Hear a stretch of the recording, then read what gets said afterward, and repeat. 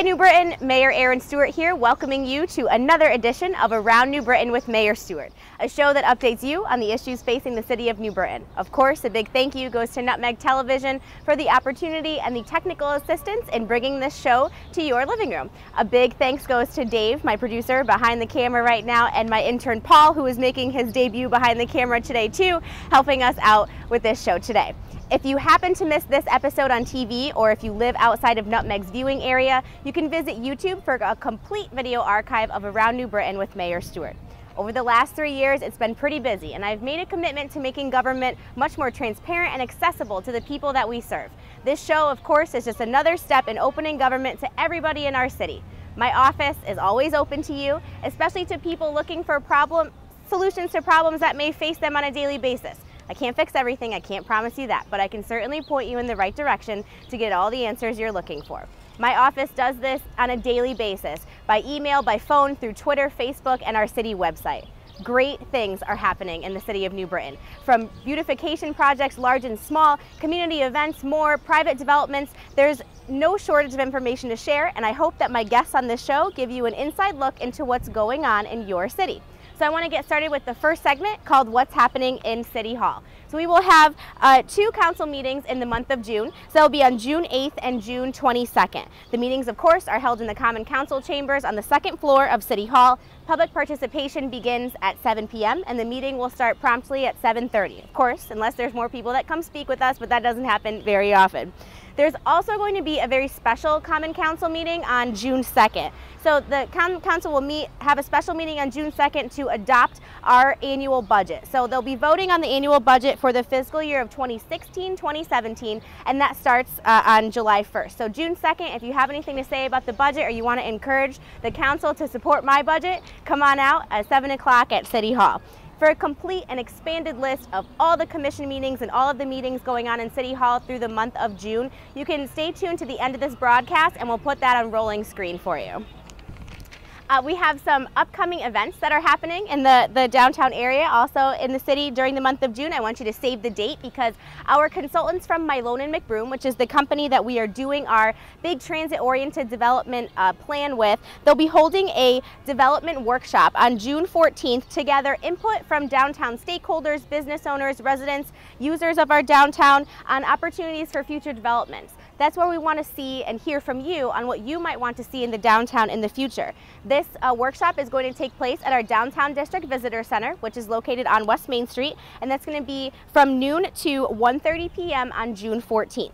The demolition of the old police station has begun. That's over on Columbus Boulevard. That began a couple weeks ago during the middle of May, so I want you to keep an eye out, look for all the materials being hauled away, and the building will slowly start to come down. The demolition process is a little bit more complicated than everyone thinks. It's not as easy as just, putting a dynamite in it and exploding it. We don't do that. It's being taken out slowly. I got to get into one of the big pieces of equipment and take the first crack at it, so that was a very monumental experience for me. But it's going to take about 5 to 6 weeks to be able to get that building all down, and then we have to start clearing the soil for a potential development. I have been meeting with interested developers in purchasing the site, and I'm extremely excited about what's going to come for that area. So hopefully in the next couple weeks I'll have some big announcements to make on that.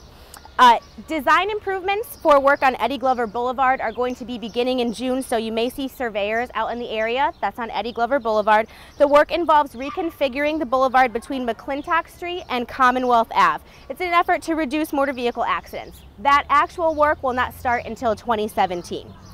You might be wondering about a property at 57 Court Street, which the city has recently sold to a company called Chrysalis Center of Hartford. Contractors have started bidding on the work to be done there, and this building will undergo over $6 million worth of renovations, and it's going to be turned into 20 market rate units with 4 units dedicated specifically to veterans. We're really excited about our partnership with the Chrysalis Real Estate Corporation and very excited to see this blighted building come back to life.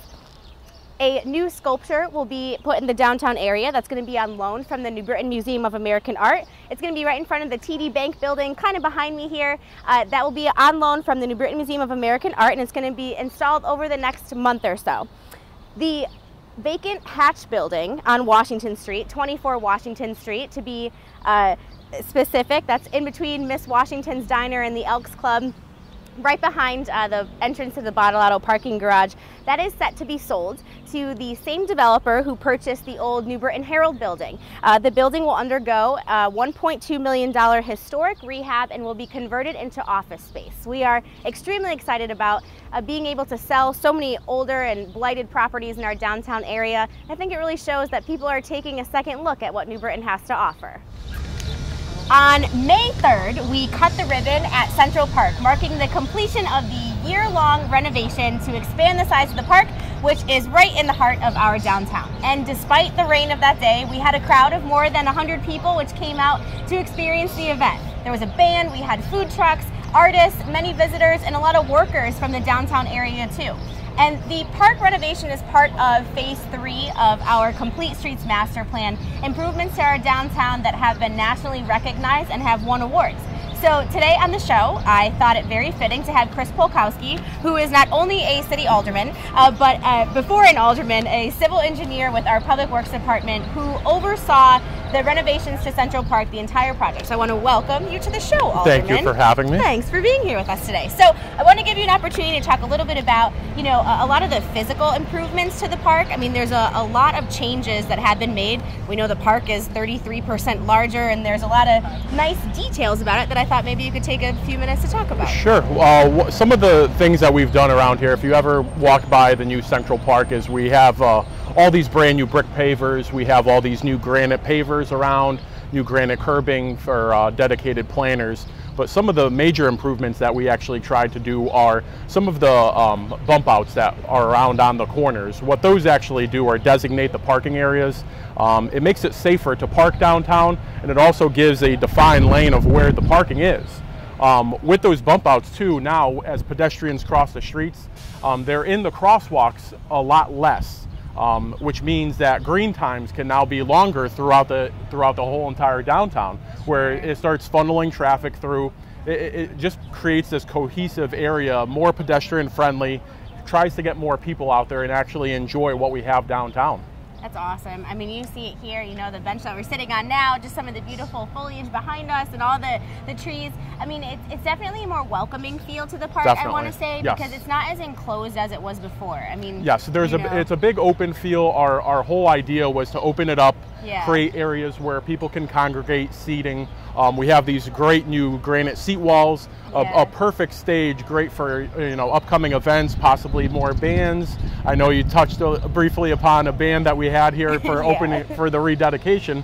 So hopefully we just kind of, yeah, you know, invigorate our downtown a little more. And I think that was kind of the inspiration for the design of the park, wouldn't you say, to make it more pedestrian friendly and to get people, you know, really utilizing it in a different way than they had before. Definitely. I mean, it's no secret, we've had our fair share of problems here in Central Park, and I think that we've had those problems for many, many years. And to have a park that I think everybody can be proud of now and come to where we don't have a lot of those problems like we did before, yes, is a really, really, it's a great thing. Yeah, and so some of the inspiration that we had from this park is kind of giving it that European feel. Yeah. A lot of the central parks or the town squares in Europe have this hardscape kind of feel, yep, where it's a lot more brick pavers, a lot more sidewalk, a lot more areas where people can actually walk around. Easy for vendors to pop up a tent, set up, yes, tables, right, be able to do whatever you need to do rather, and we still have these beautiful green spaces. They're just basically outlined with all these new curbing that create, you know, your planting areas, and then you have your pedestrian areas and your areas that you could enjoy. So yeah, it's a mix of both things that I think we did really well here. I mean, and this was a massive project, so maybe you can describe for our viewers a little bit of how it was funded or how it was paid for. Sure, yeah. So the whole project was funded 80% through federal grants, 10% through state funding, and then 10% we were on the hook for. Sure. So the overall project cost was $4.2 million. So it sounds like a large number, but when you really break it down, the city only paid for $420,000, which when you walk around, we got a lot of bang for our buck when it really came down to this construction. You know, capitalizing on all these streetscape grants with the fast track nearby, it's something that Public Works is kind of striving to do, trying to invigorate the downtown and get more people down here and actually invest in ourselves. Yeah. I think that our Public Works Department has really been doing a phenomenal job at looking for other opportunities for grants, across, not just in the state, but across the entire nation too. I mean, the federal government has had numerous opportunities that have been made available to us because of CT Fast Track. So when whatever people it is that they talk about CT Fast Track, the city is really capitalizing on the use of funds that come along with that, because they Correct. want people Yes. to be walking, to be using, public transportation, and they want a place for them to walk through to make that accessible. So, Yes. I mean, we've been really, really proud of the work that we've been able to do, and we'll continue to search for those grants to pay for a lot of the other programs, and other projects that we want to do as well. The bridge project, the Beehive Bridge, is another one that's phase 5. Another one that's piecemeal funded, not just from the city, but state and federal government too. And that's why these things can happen.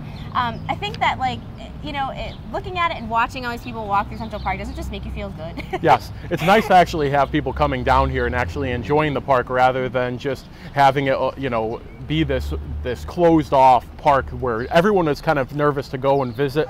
But now that it's nice and open, you could actually see end to end. You could see what's going on, and there's a lot of. Well, I feel like there's a lot going down here. Yeah, and I mean, so this was phase 3 of our Complete Streets Master Plan. There is 6, 7 phases now. We keep making jokes that there's like a ton of phases because we just keep adding projects as we keep getting the opportunity for funding. So what else is left in phase 3? Was phase 3 just the park, or is there more? There is a little bit more. What we're doing right now is we're right in front of Board of Ed. We're going to be doing brick snow shelf strips. So it's not going to be in the entire length of or width of the sidewalk. It's actually just going to be the first 6, 7 feet or so, kind of to give it that aesthetic feel of that it's all coming together, kind of bringing the continuity throughout the entire downtown.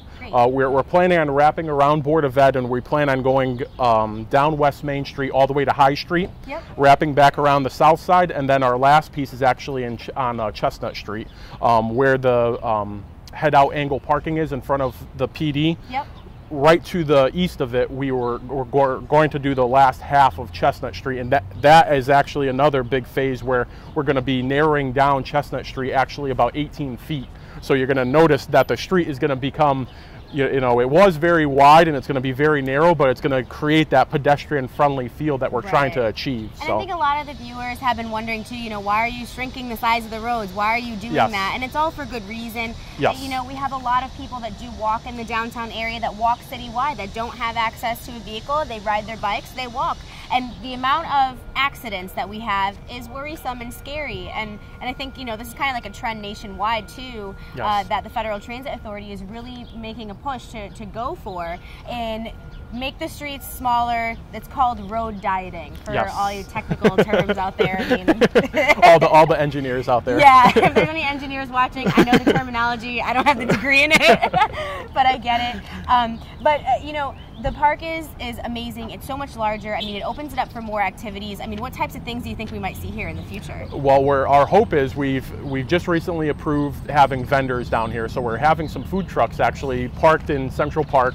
A lot of the times they're here for breakfast, lunch, and maybe even a light, early dinner. We're trying to increase programs throughout Central Park. I know City Hall, we're talking about starting to do some more wellness initiatives, moving our programs that we typically keep indoors, our yoga, our Zumba, all of the classes that we have. We're trying to move them outdoors, kind of to give everyone that sunlight, that vitamin D that everyone's looking for. And some good exercise too. Exactly. And I know that there was possibly some talk of having Farmers market. Farmers market, yes, I'm sorry.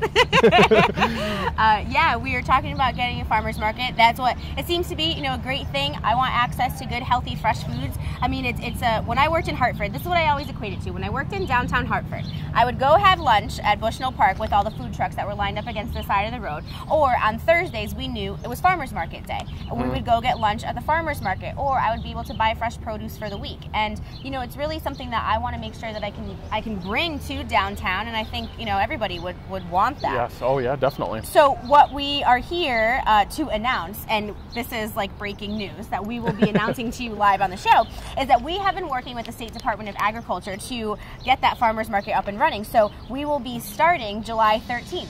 July 13th will be our first day for the farmers market, so we hope that everybody will come out here to Central Park. We're going to do it from 11 until the afternoon, 11 to probably 2, 3 o'clock, and we'll try to get a running schedule for that as well. So and make sure you bring your appetites too. It's exciting. It's exciting stuff.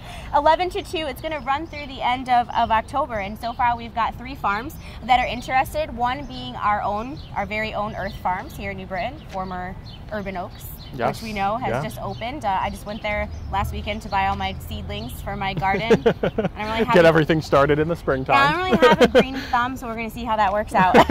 But in addition to the farmers market, which we're going to be extremely excited about, we also have a music series. So I don't know if you wanted to touch on the music series a little bit. Maybe? Yeah, it's going to start on June 1st.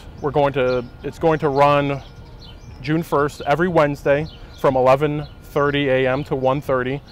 We have everything planned. There's going to be a variety of different types of music here. We're going to be able to utilize our brand new stage that we have with plenty of power. I know we had lots of concerns with how underutilized our power situation here is, but we'll be able to actually have power with no extension cords, no generators running in the background. So yeah, very excited. Come down for lunch. There's going to be some food trucks here. You'll be able to grab a sandwich, enjoy some music. We'll put some chairs out for our seniors that want to come. We'll have some music. It'll be a good time. We'll have a party in the park. Yes, it'll be great. Wellness Wednesdays. We can call it I don't know. We'll think of some creative name to call it eventually. But for now, it's just going to be the summer lunchtime music series. So perfect. Alderman, civil engineer, jack of all trades, Chris, I want to thank you for being with me today on the show. Thank you for having me. We want to encourage everybody to come out to Central Park.